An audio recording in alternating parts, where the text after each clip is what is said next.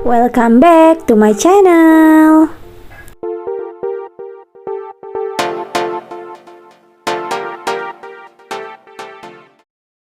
Assalamualaikum warahmatullahi wabarakatuh. Salam guru penggerak, tergerak, bergerak, menggerakkan. Salam dan bahagia Bapak dan Ibu guru hebat. Pada kesempatan kali ini saya akan memaparkan tentang aksi nyata modul 1.4 Budaya Positif. Sebelumnya saya akan memperkenalkan fasilitator Ibu Rina Wihartiningsih dan pengajar praktik Bapak Ahmad Arifuddin. Bapak dan Ibu guru hebat, berikut adalah rancangan tindakan untuk aksi nyata.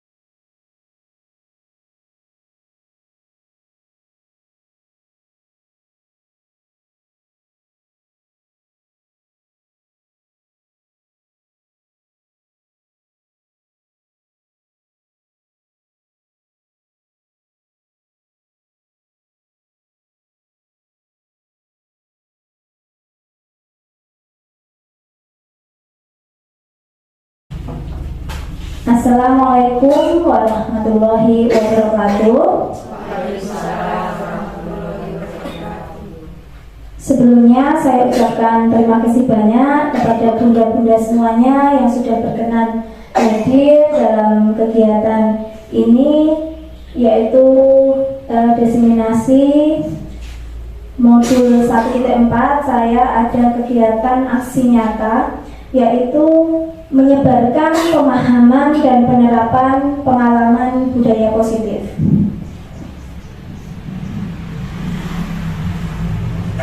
Bunda-bunda semuanya, are you ready? Ready. Oke, terima kasih banyak karena telah menyempatkan waktunya. Marilah pada kesempatan hari ini kita gunakan semaksimal mungkin, kita saling berkolaborasi, bekerja sama demi mewujudkan budaya positif di lingkungan sekolah kita. Berikut ini adalah konsep inti dari budaya positif. Yang pertama, perubahan paradigma belajar, kemudian disiplin positif, nilai-nilai kebajikan, motivasi perilaku manusia, kebutuhan dasar, posisi kontrol restitusi, keyakinan kelas, dan kemudian segitiga restitusi. Berikut ini adalah perubahan paradigma belajar. Sebelumnya ada kegiatan pemantik yang akan saya pertanyakan. Jika Anda adalah A, bertugas menggenggam sebuah benda yang sangat berharga bagi diri Anda semuanya, kemudian benda itu tidak boleh diberikan kepada siapapun, dan teman Anda adalah B yang akan meminta atau mengambil benda tersebut dari tangan Anda dengan cara apapun, meskipun itu menggunakan uang, disokok dengan benda dan sebagainya macamnya, tapi tanpa menyakiti. Bagaimana? Ibu-ibu semuanya, bunda-bunda semuanya, coba bayangkan jika Anda adalah A, apa yang akan dilakukan bunda-bunda semuanya? Nah, berikut ini adalah pertanyaannya. Apakah Anda membuka kepala tangan Anda? Membuka tidak, bunda? Akan membuka tidak? Tidak ya, berarti tidak ada alasan. Apakah Anda menutup kepala tangan Anda? Tetap menutup? Mengapa? Apa alasan Anda menutup kepala tangan Anda tersebut? Tetap dipertahankan ya. Oh ya, berarti dalam kegiatan ini sesungguhnya siapa yang memegang kendali atau kontrol untuk membuka atau menutup tangan tersebut? Nah, betul. Jadi yang menjadi kontrol atau memegang kendali adalah diri kita sendiri. Jadi motivasi itulah yang nantinya akan membuat seseorang itu membuka atau menutup tangan tersebut. Jadi kontrol itu ada pada diri sendiri. Tidak ada orang lain yang bisa membukanya.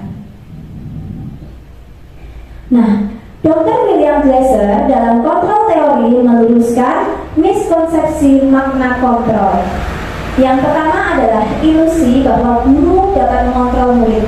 Jadi di sini terkadang seorang guru itu akan mengontrol muridnya, meskipun terkadang pada saat anak itu tidak mau, itu ya kita tidak boleh memaksakannya. Jadi kita tidak boleh memaksa ya. Kemudian yang kedua adalah ilusi bahwa semua penguatan positif, efektif dan bermanfaat. Biasanya bunda-bunda semuanya pasti suka ya membujuk atau merayu murid-murid kita. Padahal membujuk itu hanya di awal mungkin 1-2 kali nurut, tapi sebenarnya nanti suatu ketika anak bisa saja tidak mengikuti penguatan positif tersebut. Kemudian ilusi bahwa kritik dan membuat orang merasa bersalah dapat menguatkan karakter. Nah, ini dia, terkadang kita sebagai guru terkadang membuat anak itu merasa bersalah dengan ucapan kita meskipun itu terasa atau terdengar lembut. Jadi terkadang kita, ayo nak, ini kan demi kebaikanmu. Ayo nak, nanti bunda guru dimarahin loh sama bu kepala sekolah. Nah, disitulah anak merasa bersalah dan sebagainya. Kemudian ilusi bahwa orang dewasa memiliki hak untuk memaksa. Nah, terkadang kita juga lupa bahwa kita sebagai guru meskipun itu untuk hal-hal yang baik, menguatkan karakternya, tapi kita melakukannya dengan memaksa. Padahal setiap kelakuan atau apa yang dilakukan anak itu pasti memiliki tujuan, ada dasarnya. Nah, inilah mengubah paradigma stimulus respon kepada pendekatan teori kontrol. Jadi ini bedanya. Kalau kita biasanya menggunakan stimulus respon, yuk kita beralih ke teori kontrol. Di stimulus respon biasanya realitas atau kebutuhan kita itu sama. Kita merasa menganggap bahwa setiap murid kita memiliki kebutuhan yang sama, pembelajarannya sama, semuanya sama, kamu butuhnya sama, ini. Sedangkan di teori kontrol itu kebutuhan kita itu berbeda. Jadi setiap anak pasti memiliki kebutuhan yang berbeda-beda. Ada yang sukanya itu puzzle, ada yang bermain bebas dan sebagainya. Jadi kita sebagai guru harus memberikan perbedaan itu menjadikan kita semakin bersemangat untuk belajar lagi. Kemudian semua orang melihat hal yang sama di stimulus respon, sedangkan di teori kontrol setiap orang memiliki gambaran berbeda. Jadi pasti kita harus beralih bahwa pemahaman kita tentang bahwa setiap orang memiliki gambaran yang berbeda, tidak mungkin sama. Melihat sudut pandang setiap satu dengan yang lainnya pasti berbeda. Kemudian di stimulus respon kita mencoba mengubah orang agar berpandangan sama dengan kita.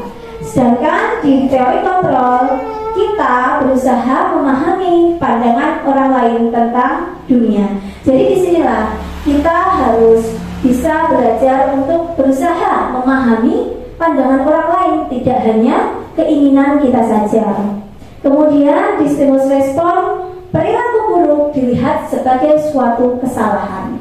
Sedangkan pada teori kontrol, semua perilaku memiliki tujuan. Nah, disinilah kita sebagai guru terkadang melihat anak melakukan suatu kesalahan itu berdasarkan kesalahannya saja, tapi kita tidak melihat bahwa anak itu melakukan suatu hal meskipun itu salah pasti memiliki tujuan. Tidak mungkin dia tidak memiliki tujuan, meskipun itu hanya ingin mencari perhatian atau apa, pasti dia ada tujuannya.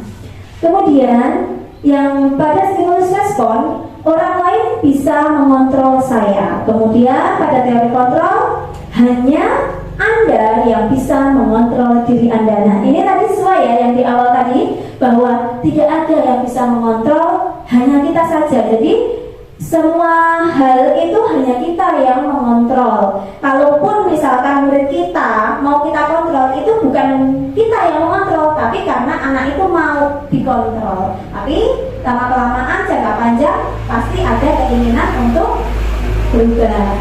Kemudian pada stimulus respon, saya bisa mengontrol orang lain. Sedangkan teori kontrol, Anda tidak bisa mengontrol orang lain. Nah, di sini kebalikannya, kita juga tidak bisa untuk mengontrol orang lain. Jadi yang bisa mengontrol mereka itu ya mereka sendiri gitu.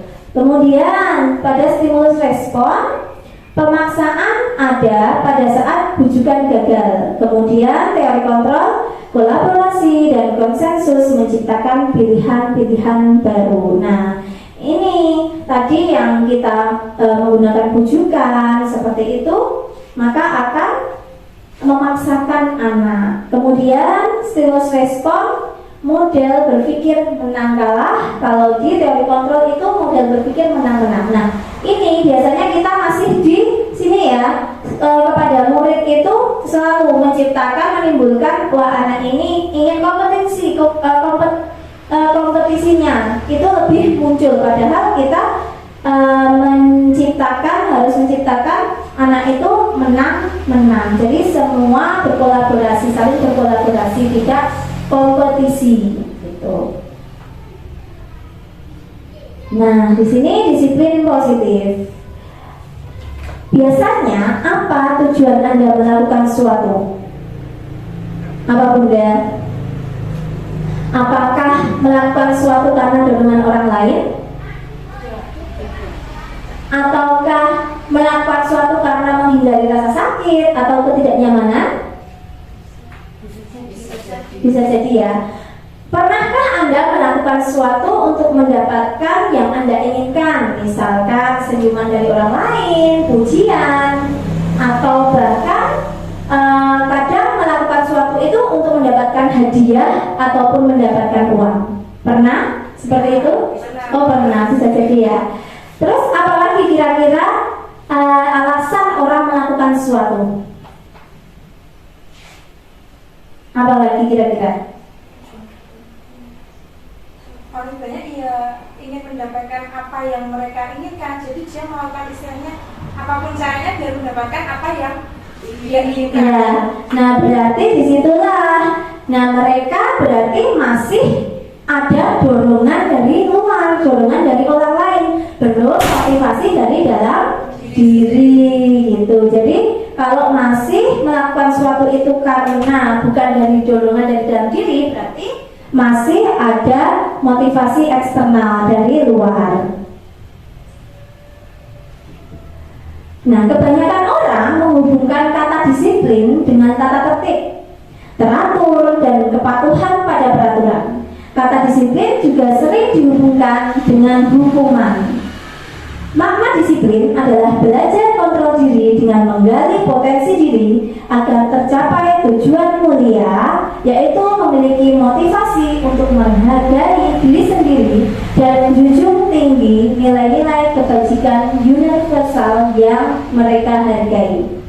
Kemudian, disiplin positif merupakan salah satu cara disiplin yang bertujuan untuk menumbuhkan kesadaran diri. Yang tadi ya, kesadaran diri atau motivasi intrinsik, motivasi dari dalam diri sesuai nilai kebajikan yang diyakini, dan memotivasi murid untuk melakukan sesuatu tanpa paksaan, tanpa hadiah maupun hukuman. Nah, kalau kita di situ positif itu capaiannya di situ.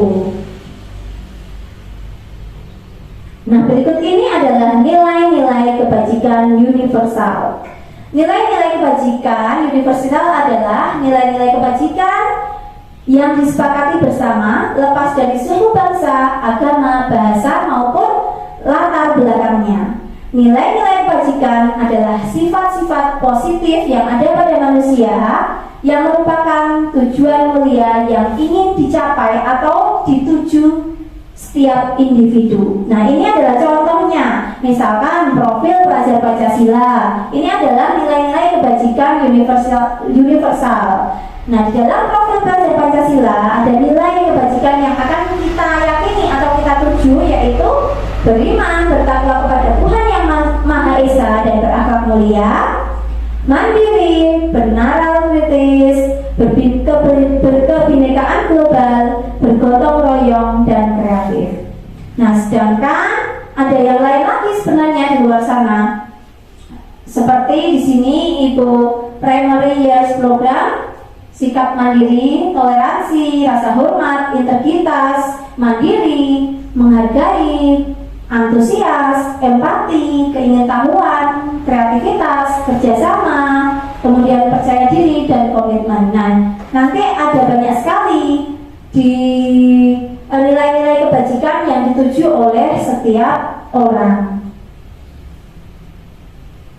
Selanjutnya adalah motivasi perilaku manusia. Ada 3, yaitu untuk menghindari ketidaknyamanan atau hukuman. Kemudian untuk mendapatkan imbalan atau penghargaan dari orang lain. Nah, ini adalah motivasi eksternal yang tadi, seperti yang tadi, untuk menghindari ketidaknyamanan, hukuman, untuk mendapatkan sesuatu, imbalan, hadiah, ataupun senyuman. Itu motivasi eksternal dari luar. Kemudian untuk menjadi orang yang mereka inginkan dan menghargai diri sendiri dengan nilai-nilai yang mereka percayai. Nah, disitulah motivasi internal terbentuk, karena motivasinya itu timbul dari dorongan dalam diri. Nah, berikut ini ada perbedaan antara hukuman, konsekuensi, dan restitusi. Nah, hukuman ini menciptakan identitas gagal.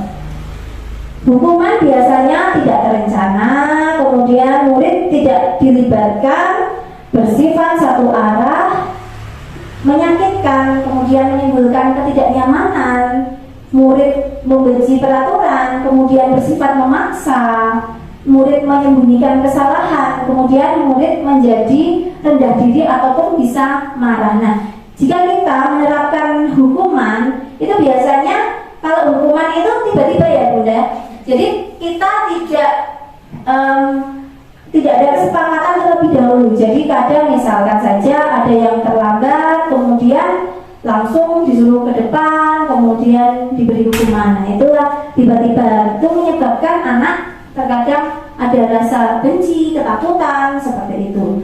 Kemudian konsekuensi dan restitusi itu menciptakan identitas sukses. Perbedaannya, konsekuensi sudah terencana dan sudah disepakati. Biasanya guru dan murid itu sudah merencanakan terlebih dahulu. Misalkan terlambat, berarti harus mengerjakan tugas tambahan, misalkan seperti itu. Kemudian penguatan jangka pendek. Nah, ini tidak bisa jangka panjang.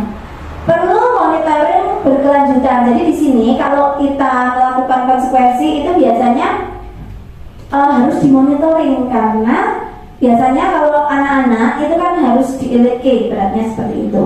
Kemudian murid menghormati peraturan. Stimulus respon. Kemudian mengontrol murid dengan positif. Murid belajar taat peraturan, namun kehilangan waktu untuk merenungi kesalahan. Jadi anak-anak di sini tidak bisa merenungi apa yang salah, namun karena sudah kesepakatan maka harus ada konsekuensi yang dijalankan. Yang terakhir adalah restitusi. Jadi restitusi itu bukan untuk menebus kesalahan, tapi untuk belajar dari kesalahan yang telah diperbuat.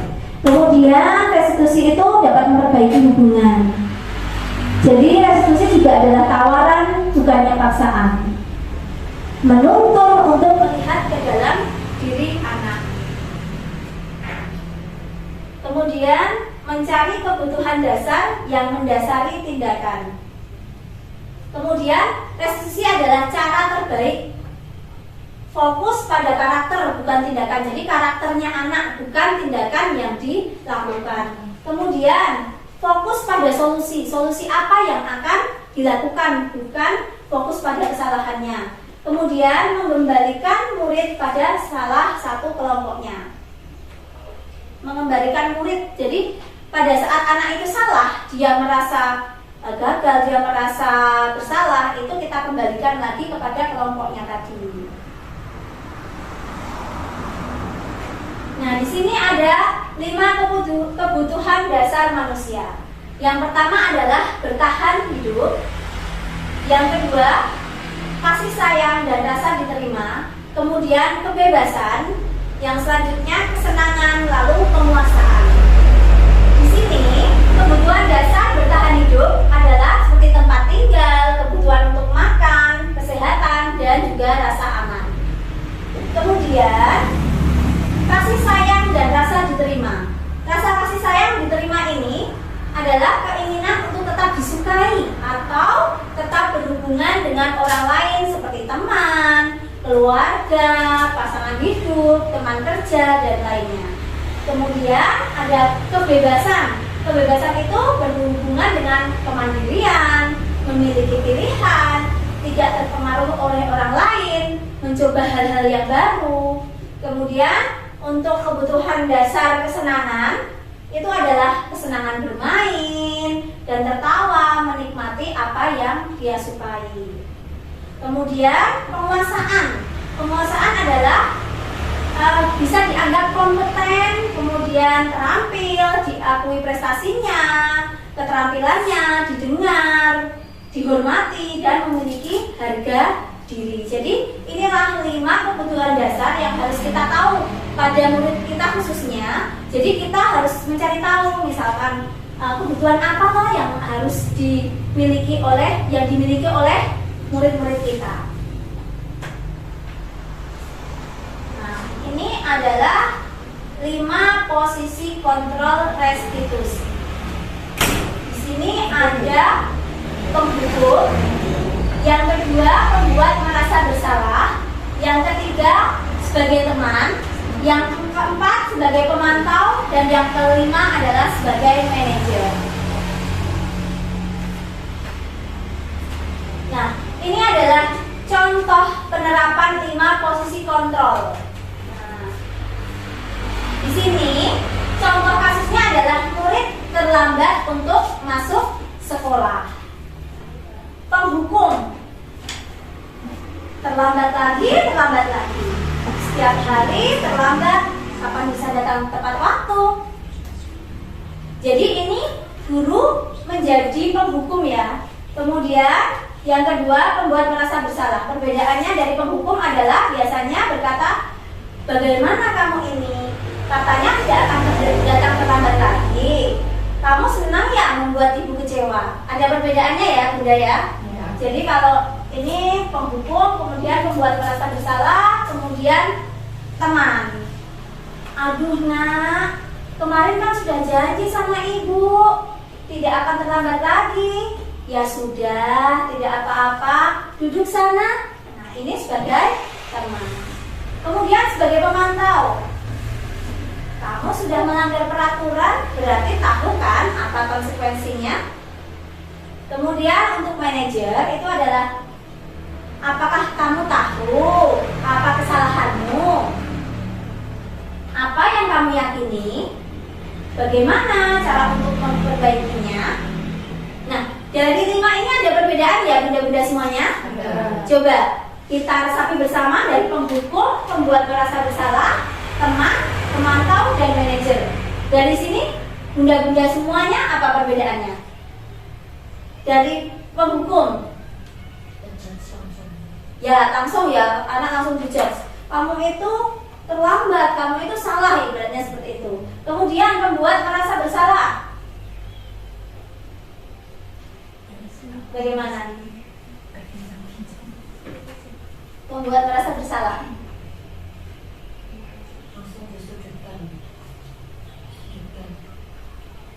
Ya, menyudutkan anak. Jadi, enggak apa menyudutkan anak, anak itu langsung terus sedih ya betul. Jadi anak akan merasa sedih dengan perkataan kita, meskipun kita caranya itu lebih halus, tapi akan terkena ke hati anak. Jadi dia akan merasakan sedihnya juga karena sudah membuat rasa kecewa tadi, meskipun kita melakukannya dengan pelan, dengan lembut. Kemudian sebagai teman, sebenarnya ada hampir sama dengan yang itu tadi, merasa dia sedih tapi dia masih bisa istilahnya merasakan itu, ya sudah, berarti kan dia sudah maksudnya sudah tidak begitu merasakan benar-benar kecewa lah. ya betul. Kalau teman itu ya posisinya kayak teman, udah santai aja, ya udah kamu duduk aja. Jadi tapi anak tentu tidak tahu kan kesalahannya, jadi cuma langsung dia wah besok lagi wong dimaafkan, udah dulu nggak masalah, aku besok terlambat lagi nggak apa-apa, nanti paling juga suruh duduk lagi, paling nggak masalah gitu kan kalau teman. Kemudian sebagai pemantau, itu diawasi, ya jadi seperti diawasi ya. sudah pas dia terlambat, oh dipantau lagi besok lagi, jadi kan kayak Ya betul, jadi sudah ada konsekuensinya gitu ya. Jadi nyambung antara anak dengan bunda gurunya. Oh besok dilihat ya, besok terlambat bener nggak? Kan ini ada konsekuensinya loh kalau terlambat. Kemudian sebagai manajer, mengatur,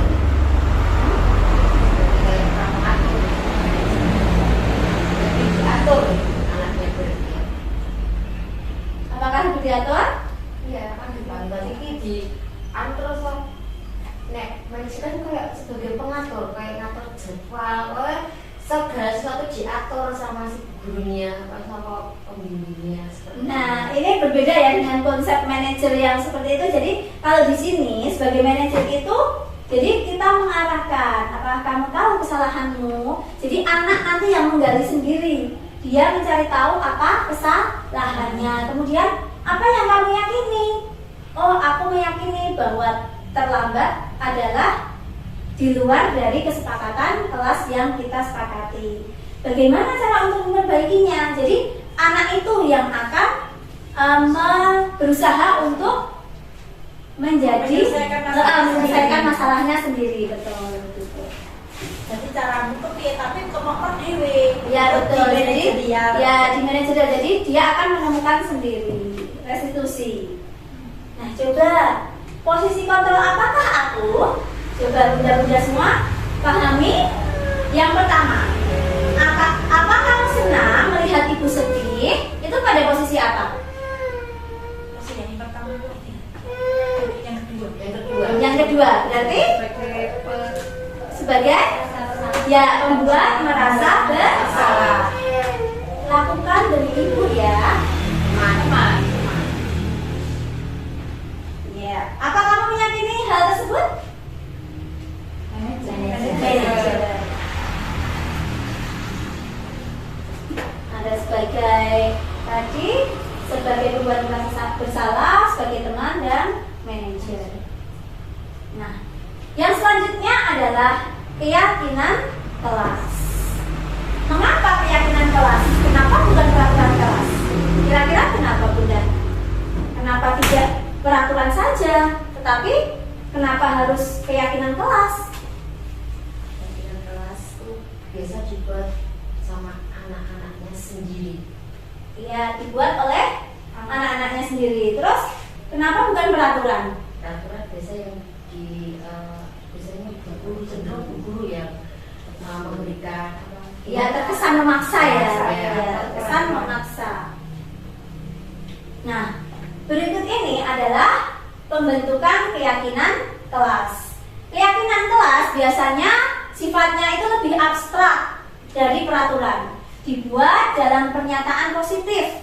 Kemudian tidak terlalu banyak agar mudah diingat. Sesuatu yang dapat diterapkan di lingkungan tersebut. Kemudian semua warga kelas ikut berkontribusi dalam pembuatan keyakinan kelas tersebut. Yang terakhir, bersedia meninjau kembali keyakinan kelas yang telah dilakukan itu dari waktu ke waktu. Nah, ini adalah salah satu contoh keyakinan kelas yang telah kami kesepakati di kelompok B1, yaitu datang tepat waktu, menyayangi dan menghargai, tolong menolong dan kerjasama, budaya 5S, senyum, sapa, sopan, santun, salam, sopan, santun, kemudian menjaga kebersihan kelas, yang terakhir adalah fokus. Nah, ini adalah contoh.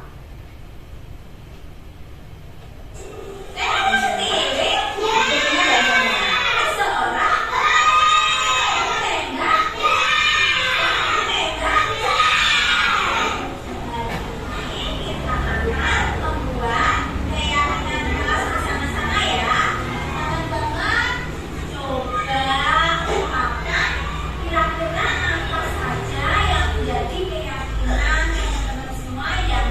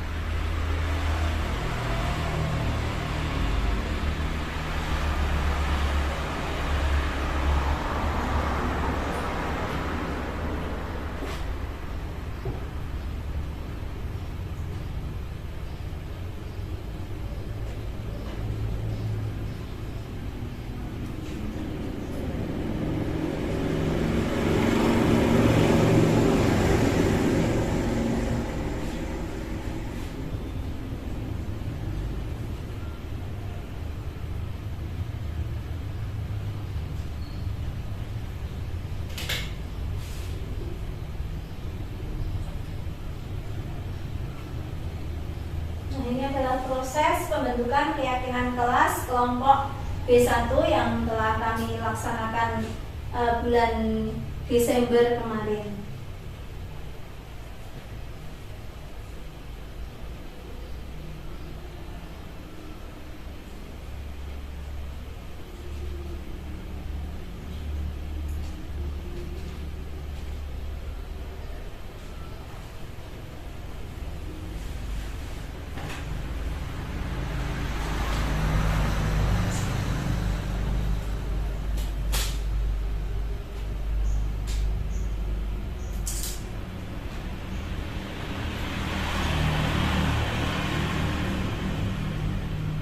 Nah, ini implementasi yang telah kami jalankan. Jadi harapannya itu keyakinan kelas ini dilaksanakan oleh murid-murid kita tanpa paksaan. Jadi tanpa arahan dari kita. Motivasinya itu motivasi dari dalam diri sendiri anak. Nah, di sini misalkan datang tepat waktu, kemudian pada saat kita bermain dan belajar di kelas ataupun selesai itu langsung, kalau misalkan ada sampah ataupun kotoran itu ada yang langsung menyapu atau membersihkan, mengambil lalu dibuang ke tempat sampah. Kemudian bekerja sama, saling tolong menolong, menjaga kebersihan tadi sudah. Kemudian fokus mengikuti kegiatan di dalam kelas maupun di luar kelas. Nah, di sini itu benar-benar mereka sudah melakukan sendiri tanpa ada dorongan dari saya atau dari guru kelasnya.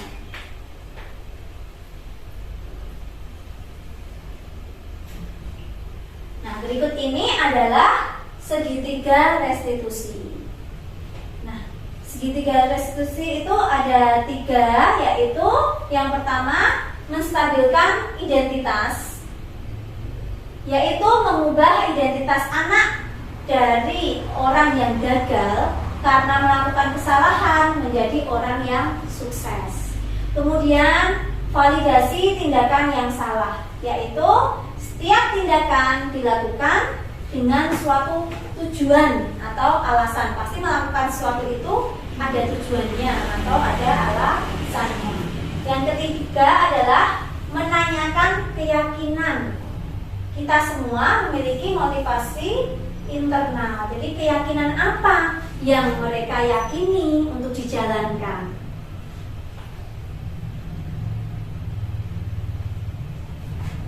Nah, biasanya dalam segitiga restitusi berikut ini adalah kata-kata atau yang harus kita ucapkan.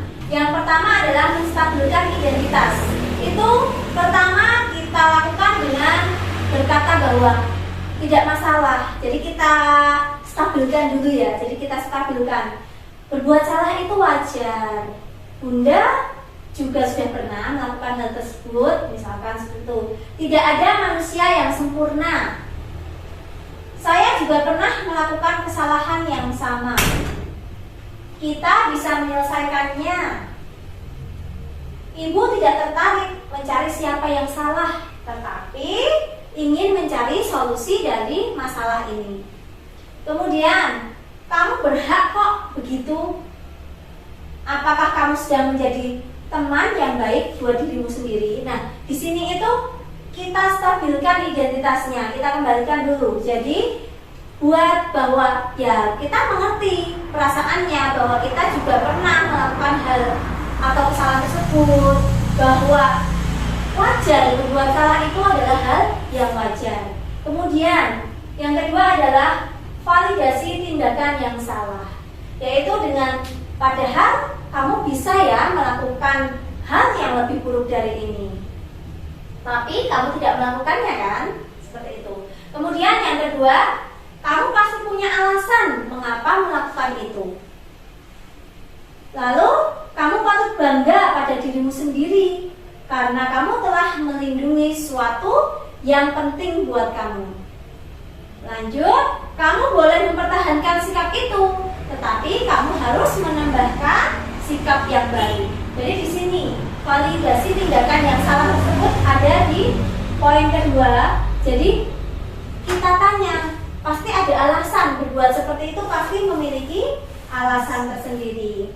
Kemudian yang ketiga adalah menanyakan keyakinan. Nah, di sini mengembalikan menanyakan keyakinan apa yang telah diyakini sebelumnya. Kemudian pertanyaannya adalah apa yang kita percaya sebagai kelas atau keluarga? Apa nilai-nilai umum yang telah kita sepakati? Apa bayangan kita tentang kelas yang ideal? Lalu kamu mau jadi seperti apa, orang seperti apa yang kamu inginkan? Nah, di sini itu anak akan menyadari apa yang telah dia yakini tersebut, kemudian kembalilah dia ke yang benar. Nah, berikut ini adalah pengalaman saya pada saat penerapan segitiga restitusi.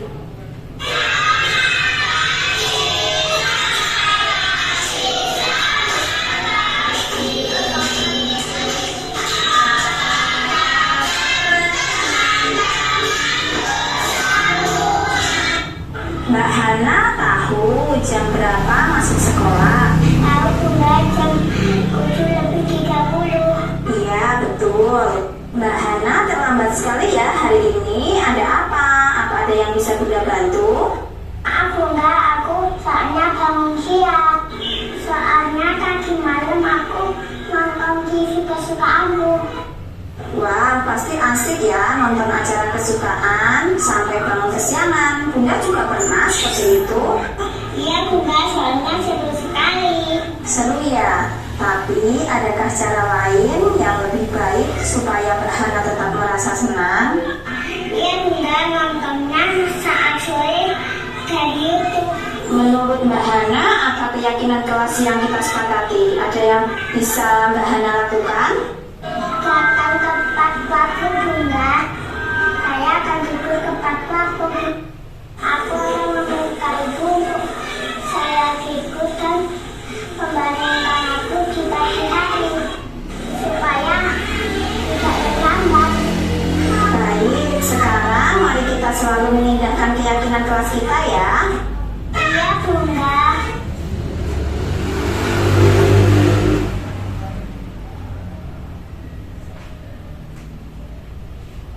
Mbak Ocin, tadi Bunda lihat Mbak Ocin tidak mau mainan sama Mbak Alisa. Iya Bunda, saya tidak mau main sama Alisa. Ya, tidak apa-apa. Setiap orang pasti pernah berbuat salah. Hal itu wajar. Iya Bunda, saya minta maaf. Mbak Ocin pasti punya alasan kenapa melakukannya. Soalnya tadi aku sudah jadi aku nggak mau main sama Alisa. Baik, apa menurut Mbak Ocin hal itu benar dilakukan? Keyakinan kelas apa yang telah kita sepakati? Salah Bunda, keyakinannya itu maafkan. Oke, kalau begitu apa yang bisa Mbak Ocin lakukan untuk memperbaikinya?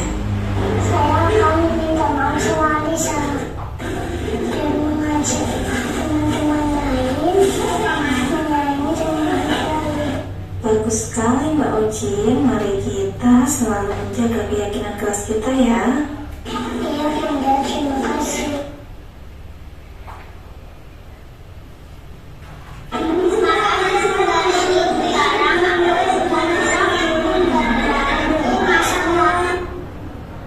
Nah, di sini adalah contoh yang telah saya lakukan pada saat penerapan segitiga restitusi. Jadi, kita fokusnya itu untuk memperbaiki kesalahan.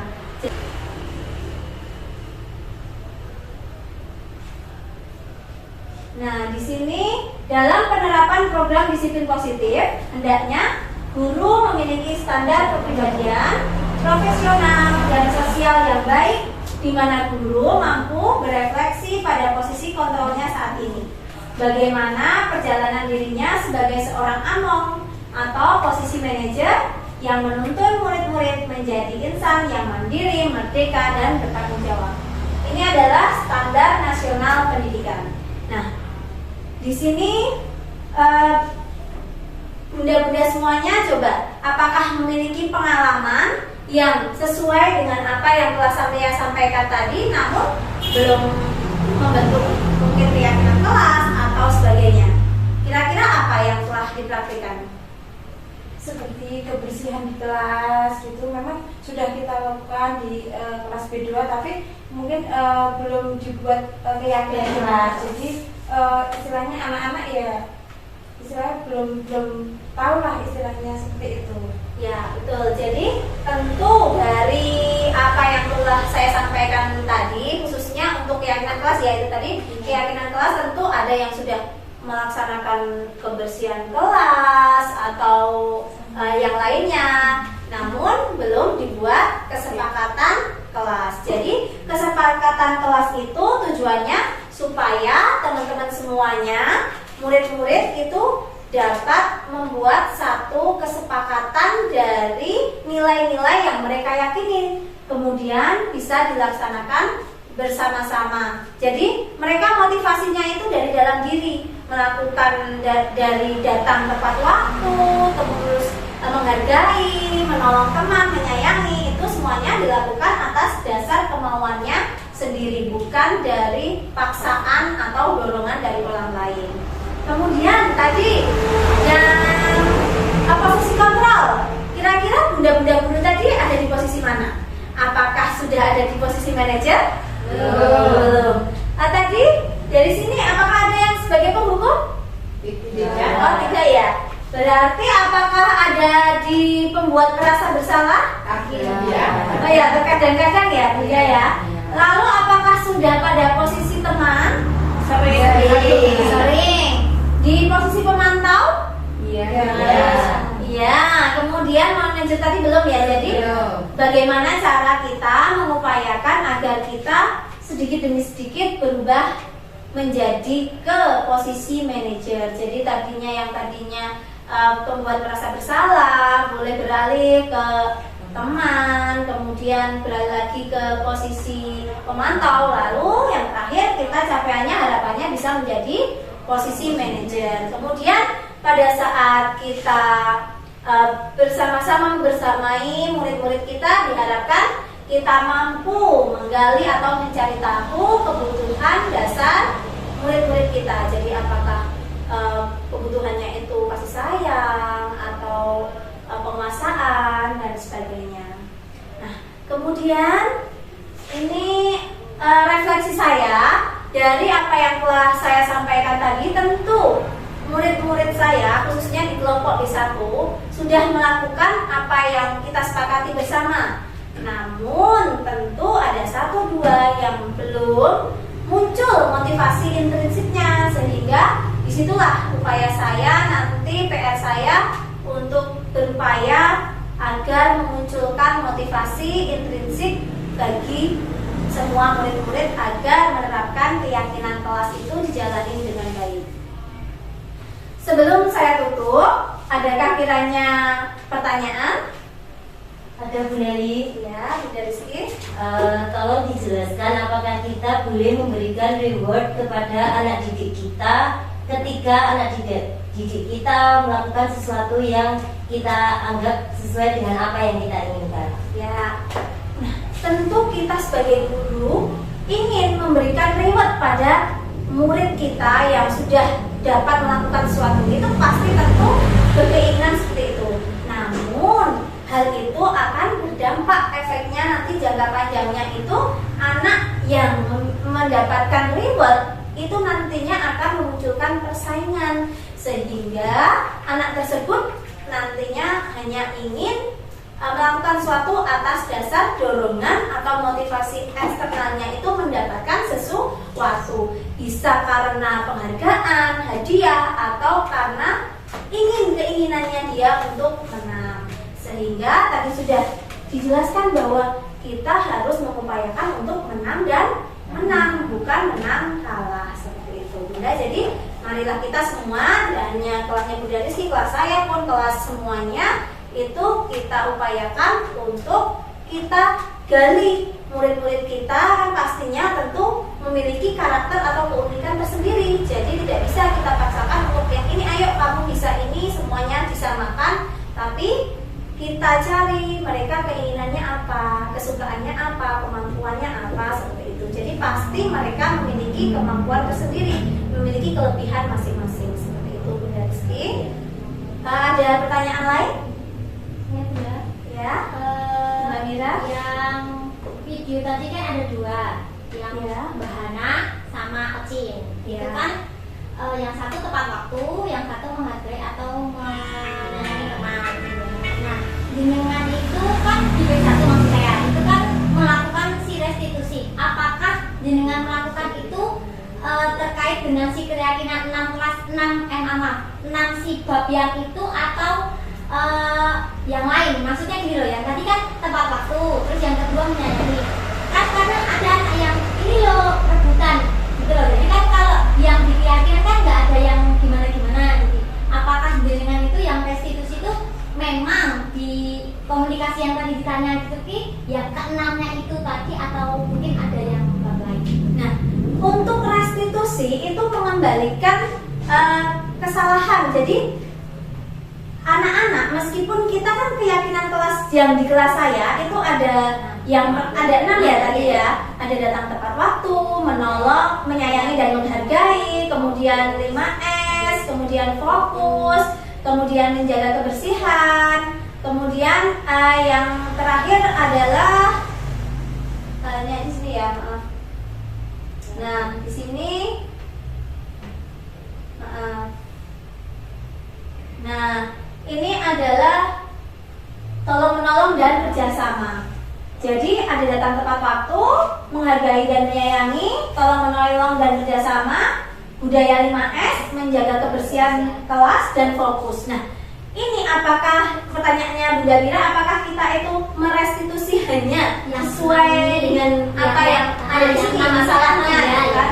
Nah, tentu tidak. Kita apapun masalah yang ada pada lingkungan kita, khususnya pada murid-murid kita, itu sebaiknya kita selesaikan dengan menggunakan segitiga restitusi. Nah, di sini misalkan tadi yang ditanyakan adalah misalkan anak bertengkar ya. Ya, pokoknya nggak yang 6 itu apakah ya berarti di segitiga itu tadi ya? Kita bisa kan untuk nilai-nilai universal itu secara luas ya, itu kayak sebenarnya misalkan menyayangi dan menghargai, tolong menolong, kerjasama. Nah, sikap yang seperti apa yang akan dimasukkan ke situ? Jadi bisa jadi misalkan anak berebutan mainan. Nah, berebutan itu masuknya kemana Bunda? Menyayangi. Nah, menyayangi ya. Jadi apa keyakinan kelas nantinya pada saat anak itu berebutan mainan, itu yang kita arahkan yang anak itu apa sih nilai keyakinan yang telah kita sepakati, telah kami yakini dengan berebutan itu apa? Melanggar apa? Apa yang berbeda?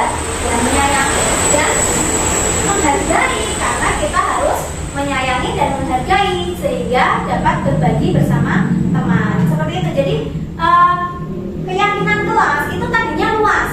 Kita misalkan bersama-sama membuat keyakinan kelas. Nanti ada yang menolong, kemudian ada yang membantu. Nah, itu kan satu kesatuan, menolong, membantu. Kemudian ada yang menjaga kebersihan, menyapu.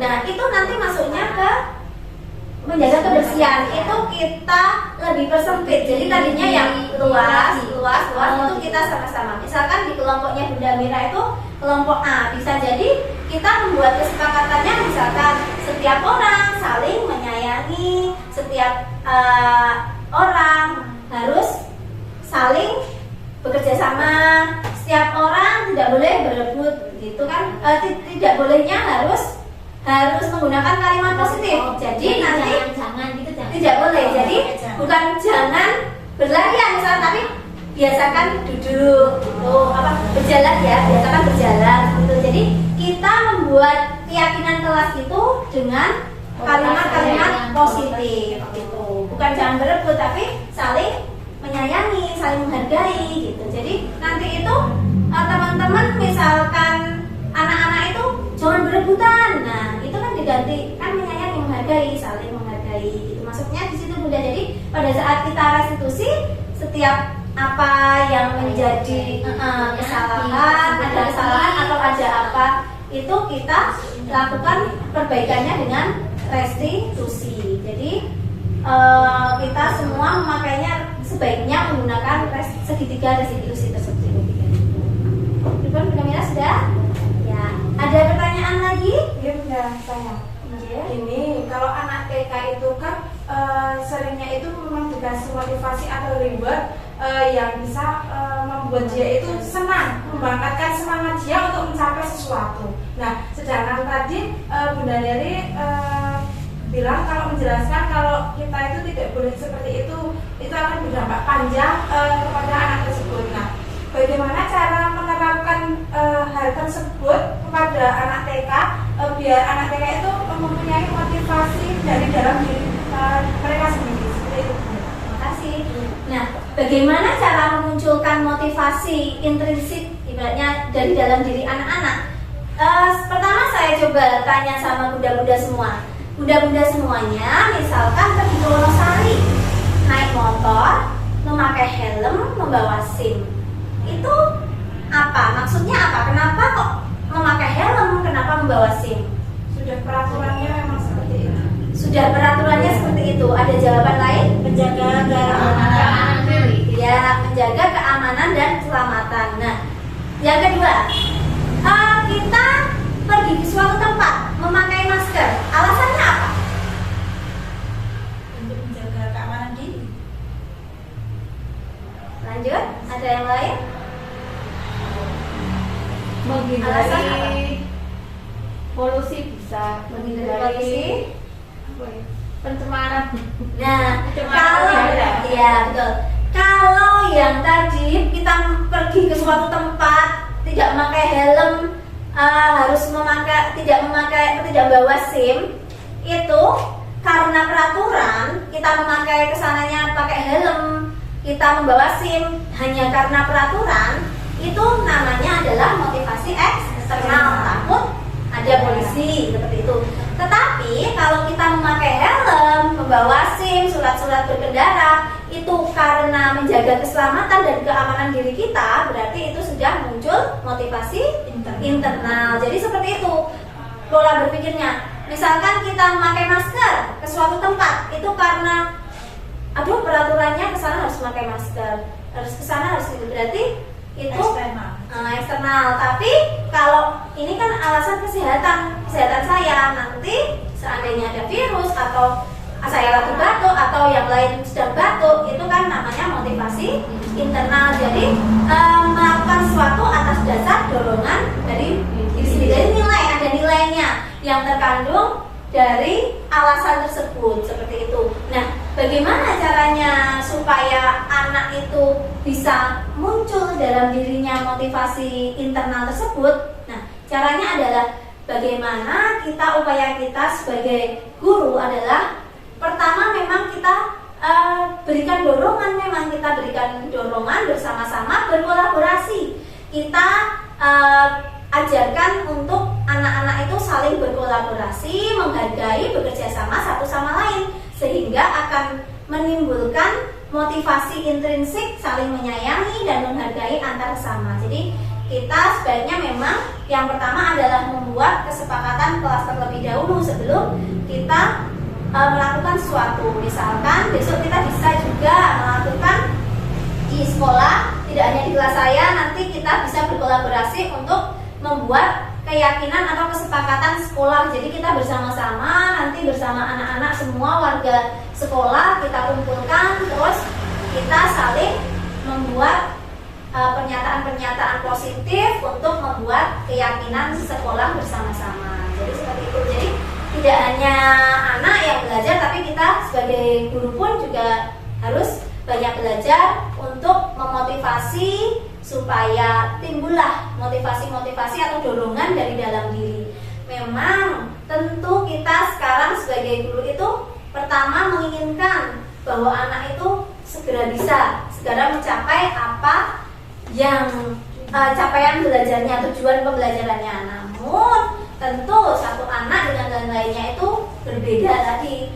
Seperti di kelas saya pun ada yang motivasi internalnya sudah muncul, misalkan ada kotoran langsung dibuang, tapi ada beberapa yang memang belum muncul. Nah, kita haruslah berusaha untuk mengupayakan itu. Kita mencari cara supaya timbul motivasi-motivasi internal dari dalam anak, yaitu dengan memberikan kebutuhan. Tadi ada 5 kebutuhan dasar kan? Nah, disitulah kita harus memberikan dahulu kebutuhan itu tercukupi tidak. Nah, apa toh yang menjadi penyebab motivasi internal itu tidak muncul?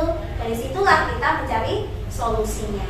Itu Bunda. Terima kasih Bunda Neri, terima kasih sudah memberikan motivasi juga kepada kami semua guru. Insya Allah kami perlahan akan mengikuti apa itu tadi dengan cara budaya seperti itu, dengan membuat kesepakatan dengan kelas. Terima kasih, sangat baik sekali Bunda Neri. Ya, sebelum saya tutup tentunya saya akan merefleksi diri saya. Jadi pada kesempatan ini kita saling berkolaborasi, bekerja sama untuk meningkatkan budaya positif yang sudah terbentuk, dan marilah kita upayakan untuk lebih demi kemajuan kita bersama. Nah, semoga kita semua dapat berkolaborasi bersama untuk mencapai tujuan kita bersama. Seperti itu, karena kita semuanya tidak mencari kesempurnaan ya, jadi tidak ada yang sempurna. Kita jalannya adalah mencapai perubahan itu sedikit demi sedikit. Jadi menjadi berguna meskipun itu sedikit lebih baik daripada kita ingin mencapai kesempurnaan yang mungkin tidak akan bisa kita capai. Tapi marilah kita bersama-sama saling berkolaborasi, saling mencapai tujuan bersama, bekerja sama demi kepentingan atau kebaikan kita bersama semuanya, khususnya di lingkungan TK Pertiwi 8 Semen.